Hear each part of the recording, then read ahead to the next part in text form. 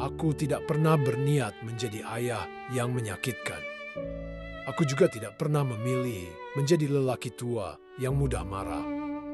Tapi suatu hari, aku mulai melihat ketakutan di mata keluargaku sendiri. Mereka berbicara lebih pelan saat aku datang. Mereka saling memberi isyarat sebelum bicara. Dan aku baru sadar, bukan karena aku jahat, melainkan karena aku berubah tanpa tahu caranya kembali. Setiap kali emosiku naik, aku membenci diriku sendiri. Setiap kali suaraku meninggi, aku menyesal, bahkan sebelum kata itu selesai keluar.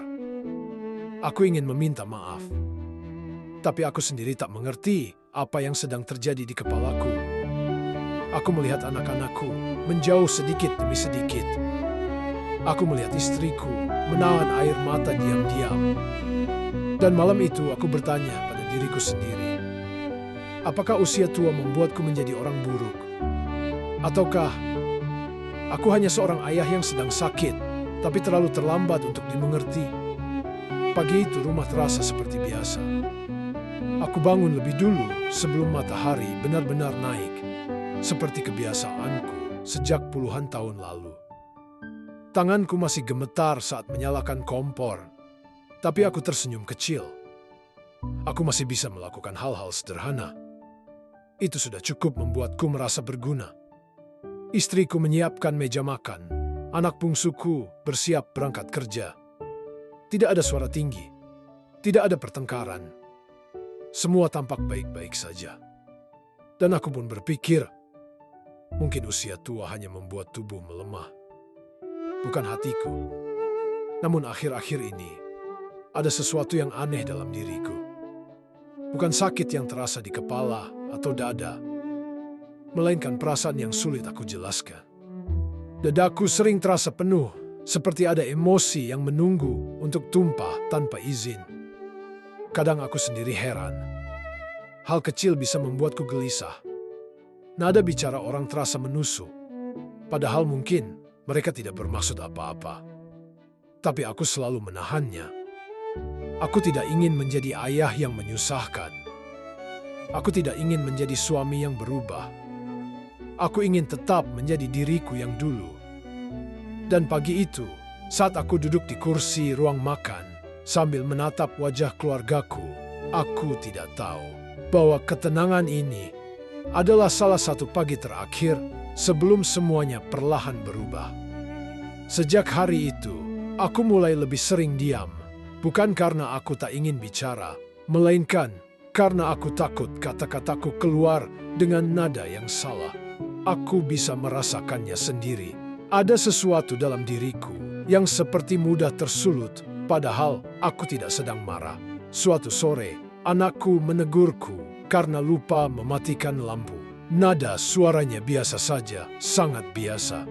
Namun entah mengapa dadaku terasa panas. Kepalaku mendadak penuh. Aku menjawabnya dengan suara sedikit lebih keras dari yang seharusnya. Setelah itu, rumah menjadi hening.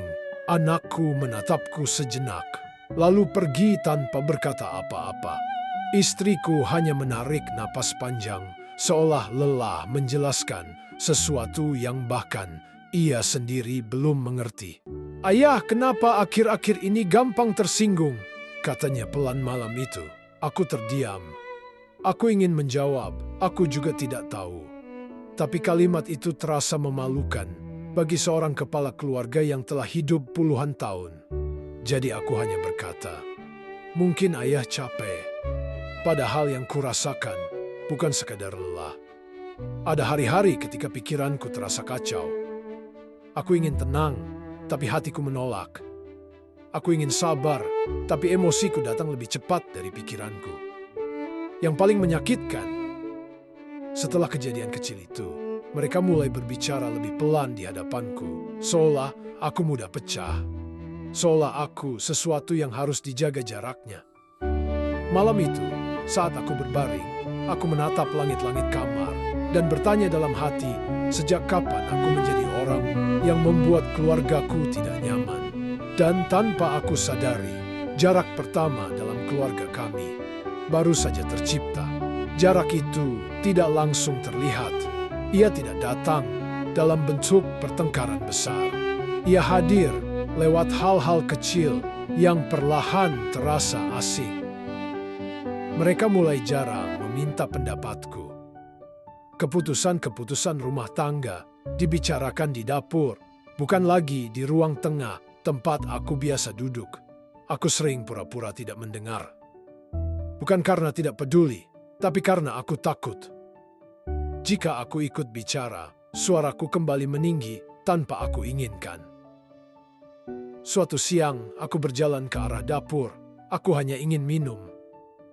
Namun, sebelum aku sampai, aku mendengar suara anak perempuanku berbicara pelan pada ibunya. "Ibu, ayah sekarang gampang marah. Kalau kita salah sedikit, suasana langsung berubah." Langkah kakiku terhenti, bukan karena marah, tapi karena kalimat itu terasa seperti cermin yang dipaksa menghadap wajahku. "Iya," jawab istriku lirih.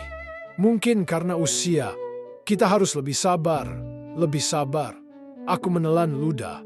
Sejak kapan aku menjadi orang yang harus disabari? Aku kembali ke kamar, tanpa minum apapun. Dadaku terasa sesak, bukan karena sakit fisik, tapi karena harga diriku yang perlahan runtuh. Aku tidak pernah berniat menyakiti siapapun. Aku hanya sering merasa emosiku datang lebih cepat daripada kesadaranku.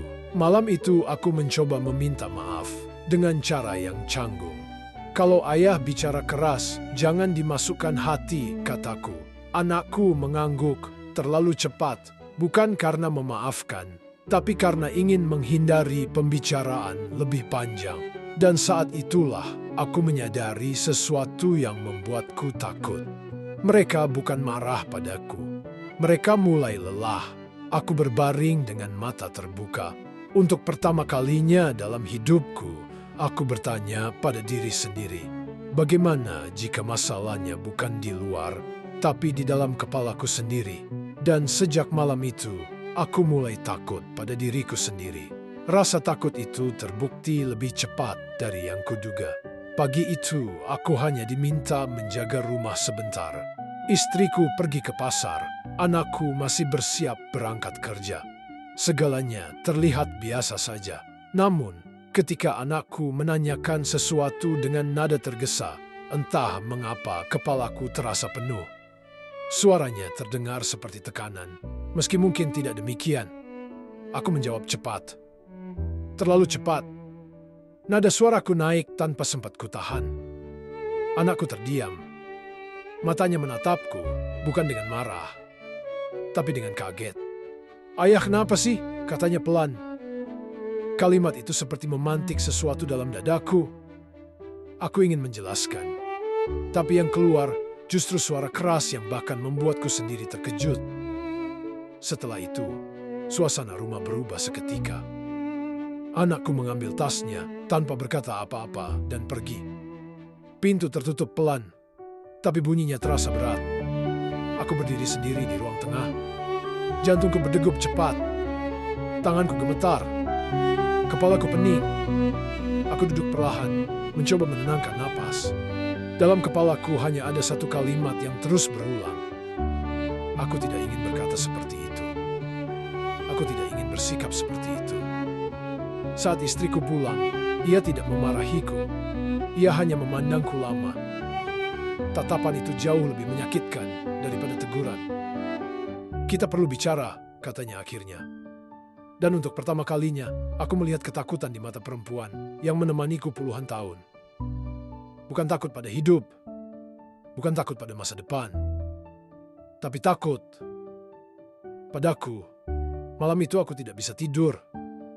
Bukan karena tubuhku sakit, melainkan karena pikiranku penuh rasa bersalah. Aku mulai sadar, ini bukan sekadar perubahan suasana hati. Ada sesuatu dalam diriku yang sedang rusak. Dan aku tidak tahu bagaimana cara memperbaikinya. Sejak hari itu, aku merasakan perubahan yang lebih jelas. Bukan pada diriku saja, tapi pada cara mereka memperlakukanku. Aku tak lagi diminta menjaga cucu. Tak lagi ditanya pendapat soal keuangan rumah. Hal-hal kecil yang dulu menjadi bagian dari peranku perlahan diambil tanpa sepatah kata. Aku duduk di ruang tengah, mendengar mereka berdiskusi dari kamar belakang. Suaranya pelan, tapi cukup jelas untuk membuat dadaku terasa sempit. "Ayah sekarang mudah tersinggung," kata anakku. "Kita harus hati-hati." Hati-hati. Aku menunduk. Aku tidak pernah berniat menjadi seseorang yang harus dihindari. Suatu sore, aku mencoba mendekat. Aku ingin membantu melipat pakaian. Tanganku sudah terulur, tapi istriku tersenyum tipis. "Tidak usah, ayah, istirahat saja." Kalimat itu terdengar lembut. Tapi bagiku, terasa seperti dinding. Aku kembali duduk, memandang lantai. Untuk pertama kalinya dalam hidup, aku merasa seperti tamu di rumah sendiri. Malam itu aku berdiri lama di depan cermin. Wajah tua itu menatap balik padaku. Aku bertanya pada bayanganku sendiri, sejak kapan aku berubah sejauh ini? Aku bukan ingin dimengerti dunia, aku hanya ingin keluargaku tidak menjauh. Namun semakin aku berusaha menahan emosi, semakin sering emosiku muncul tanpa permisi.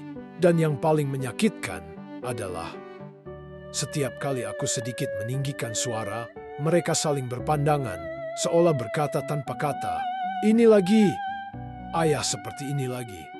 Aku mulai takut berbicara, takut salah nada, takut salah kata.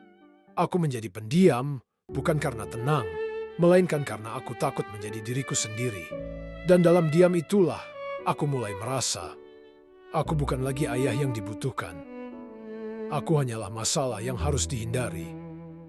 Hari itu hujan turun sejak pagi. Rumah terasa lebih sunyi dari biasanya. Aku duduk di kamar, berniat beristirahat.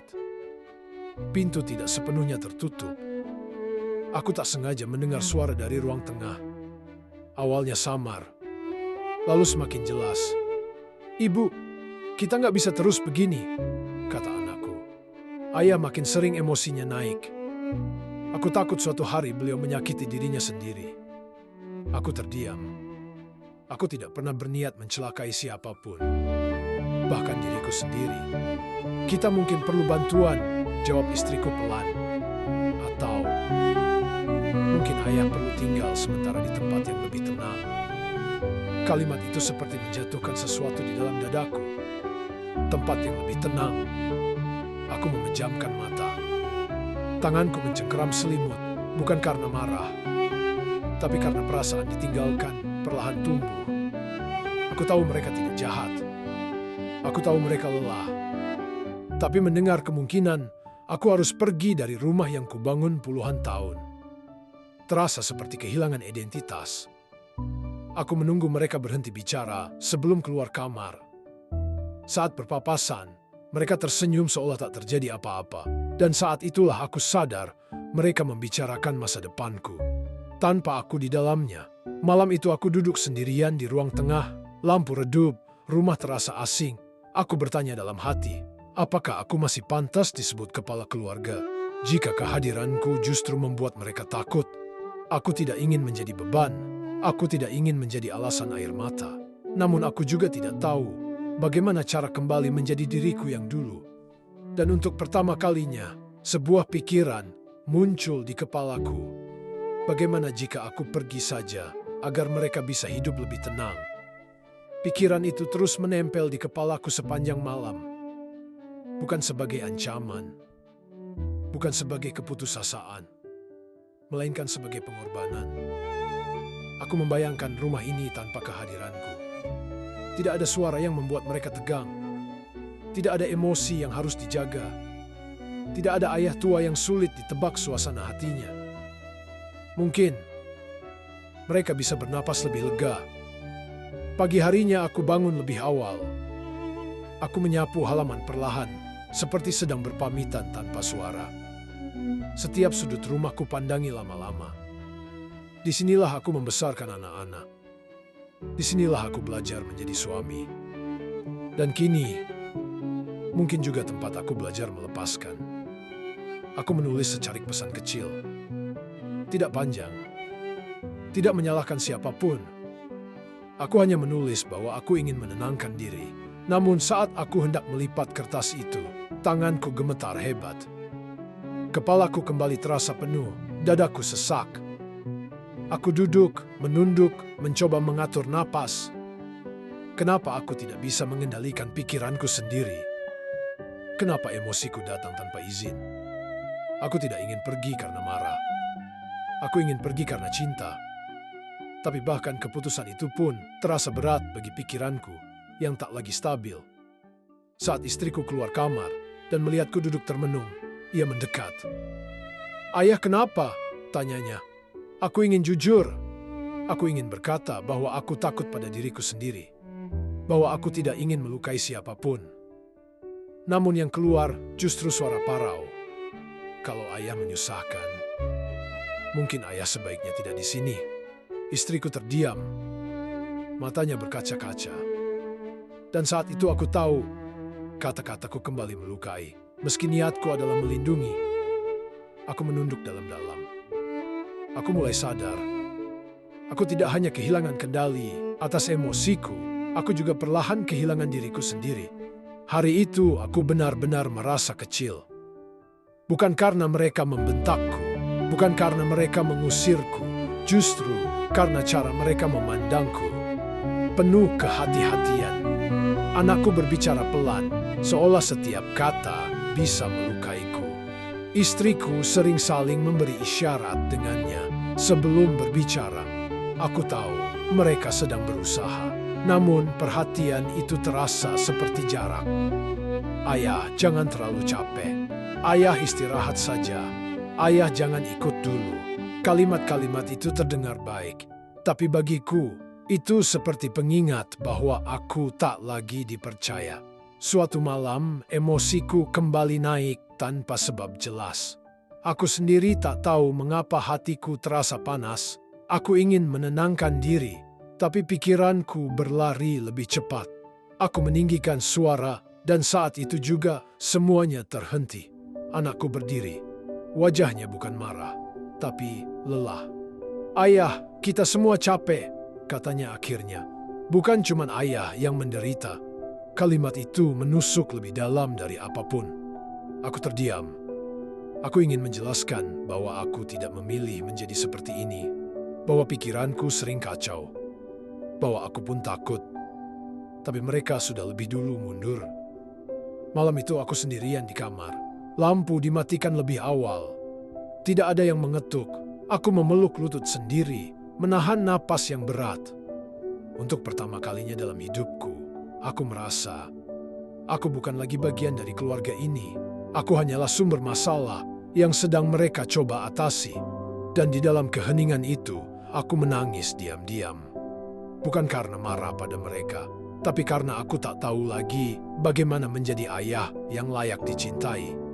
Keesokan harinya, istriku mengajakku bicara. Bukan dengan nada menegur, bukan pula dengan keluhan. Ia duduk di sampingku, menggenggam tanganku yang dingin. "Ayah, kita cari tahu sama-sama." "Ya," katanya pelan. "Apa yang sebenarnya terjadi?" Aku mengangguk.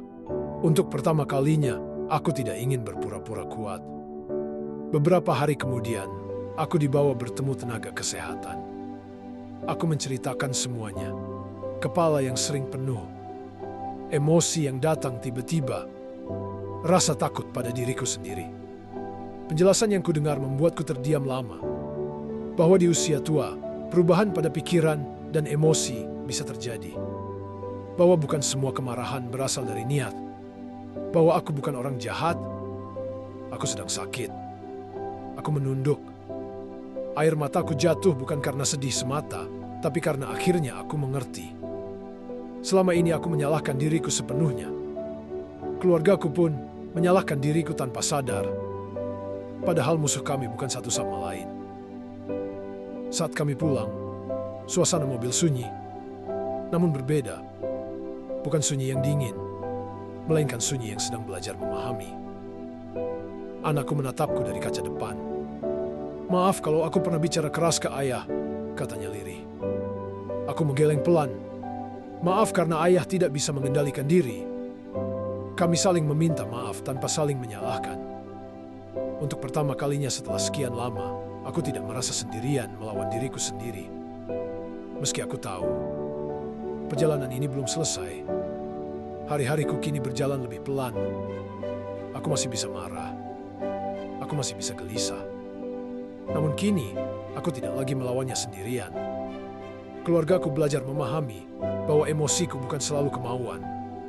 Aku pun belajar menerima bahwa aku tidak lagi sekuat dulu, dan itu tidak memalukan.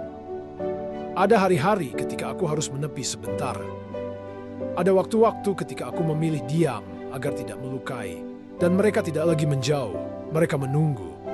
Aku sering duduk di teras sore hari, menatap langit yang berubah warna. Di sampingku, istriku duduk tanpa banyak bicara. Kehadirannya saja sudah cukup. Aku sadar sesuatu yang penting. Aku tidak berubah menjadi orang buruk. Aku hanya menjadi orang tua yang sedang berjuang memahami dirinya sendiri.